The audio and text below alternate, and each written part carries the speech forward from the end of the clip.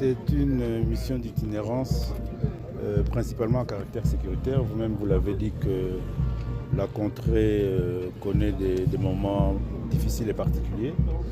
Donc le président de la République, Madame Son Excellence la Première ministre, ont jugé utile que nous puissions venir avec les collègues du gouvernement, accompagnés aussi d'une délégation de l'Assemblée nationale, principalement pour échanger avec les forces vives de la ville et de la contrée, prendre les informations utiles, mais aussi les réconforter, les rassurer qu'ils ne sont pas seuls, abandonnés, que le gouvernement de la République s'implique davantage pour mettre fin à toutes ces difficultés, mettre fin à cette guerre et pour que le retour de la paix soit effectif dans les délais les plus brefs. Je crois que vous êtes sans ignorer que le président de la République, commandant suprême des forces armées, a convoqué le Conseil national de défense depuis bientôt une semaine. Les différents responsables aussi qui sont ici en opération ont été rappelés à Kinshasa.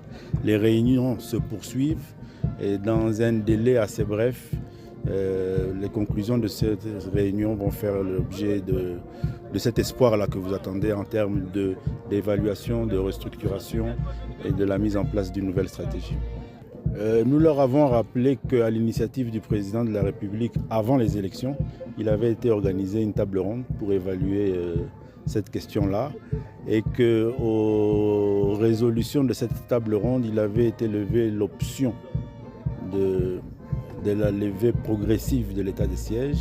Malheureusement, il y a eu le processus électoral et la mise en place des institutions assez difficiles. Ça a pris du temps du moins, mais le gouvernement s'emploie et s'implique à l'application de ces résolutions. Donc il y a un travail qui est en train d'être fait pour pouvoir à ce que dans les jours qui viennent, selon aussi que les conditions sécuritaires vont le permettre, on puisse arriver à l'exécution de la volonté des résolutions de la table ronde sur l'état de siège.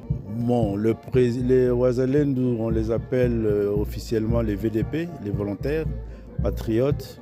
Le président de la République avait pris en son temps, avait initié un projet de loi qui a été voté sur la RAD.